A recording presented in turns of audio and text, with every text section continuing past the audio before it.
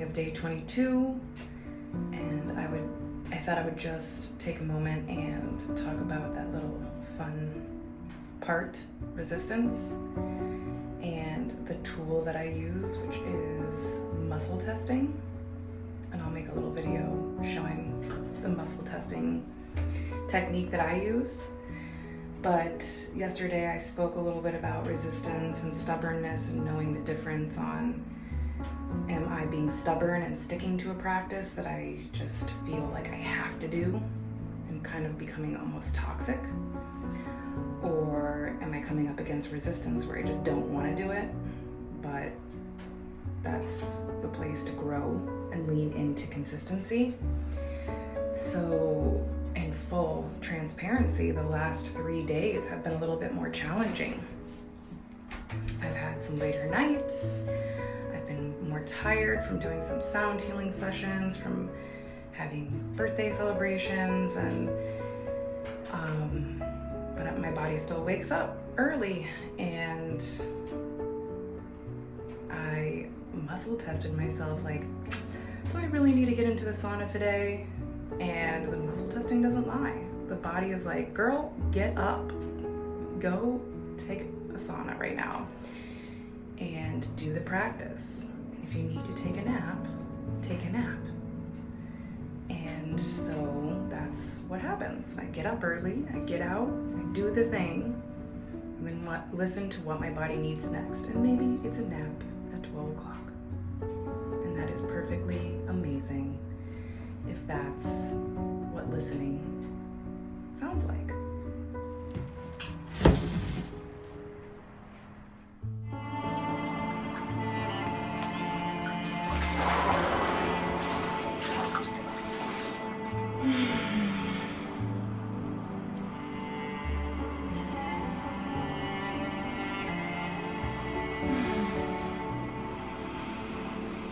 So, the muscle testing practice I use is using my hands. I do a link between my thumbs and my forefingers, and I always clear and test. Show me yes, and they link. Show me no. They come apart. So then you ask the question. Every time you reset to no, show me yes, show me no. Should I be in this cold plunge right now? Should I yes? Should I no? Should I be in the cold plunge? Please say yes.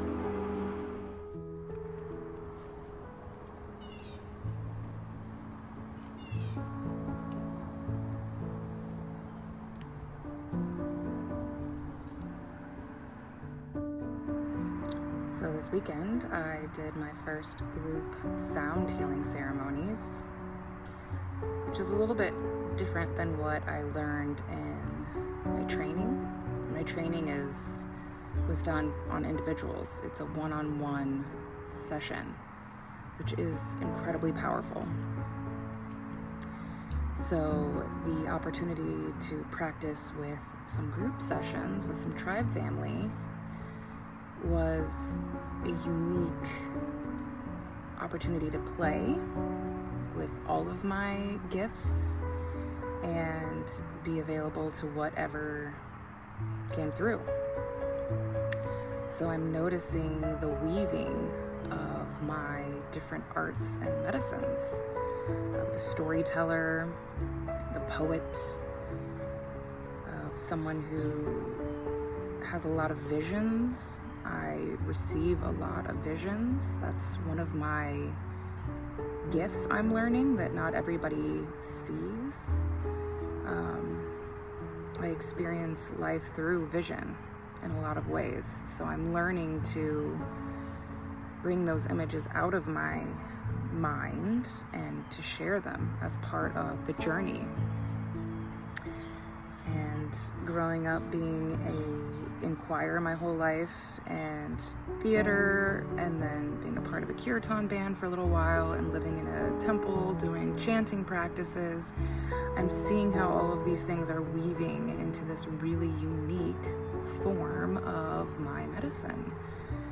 and how the practice of doing a 45-day poetry devotional helps me to feel really comfortable in navigating my journey as a poet.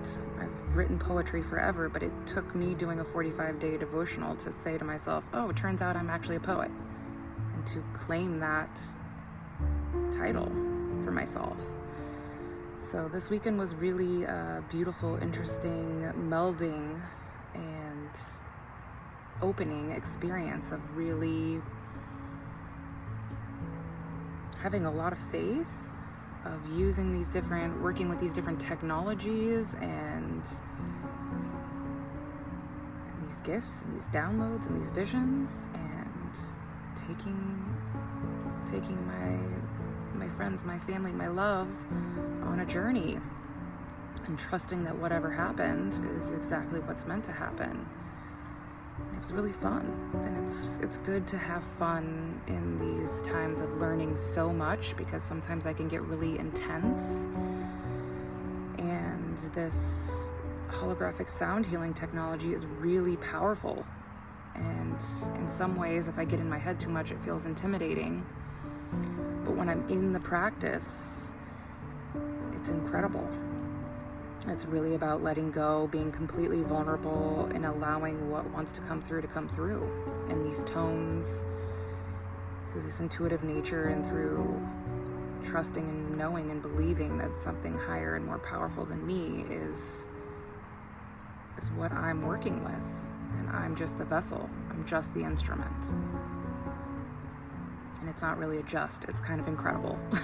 So it feels a little bit like a superpower, but it's also an interesting notice that I'm witnessing what's happening while it's happening, just like those who are in the sound healing experience. It's a journey, and I don't know where it's going to take us or what's going to come through or how. My role is to be open, to guide us on the journey, to trust and have faith, and to do the super give, which is what I'm now calling surrender. One day my housemate and I were talking about the word surrender, and I just felt like it felt a little bit defeatist, or there was some sort of war tonation that was coming through for me, that it just didn't sit very well. And so we got into the etymology of it, and I can't remember exactly what the words were, but from working with the etymology, we pulled forth the super give, that surrender is also the super give. And that's a really interesting one to sit with, if you allow yourself to notice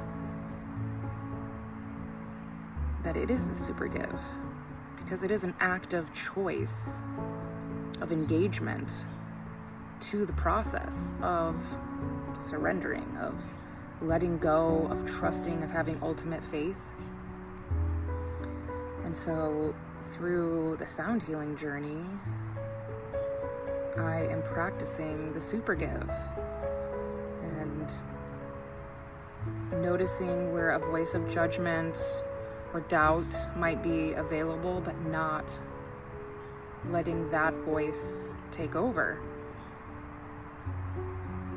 It's the internal battle that I choose not to participate in. I can notice, and I can continue with a place of authenticity for what the experience is, and knowing that in the beauty of that super give, it's medicine for me too, because I don't know where we're going. And some of the messages and tones and experiences that have come through have been really beautiful and surprising and magical. And that's the gift of being the vessel, of allowing something greater than me to speak through me as the instrument. And I get to receive from that too. So it's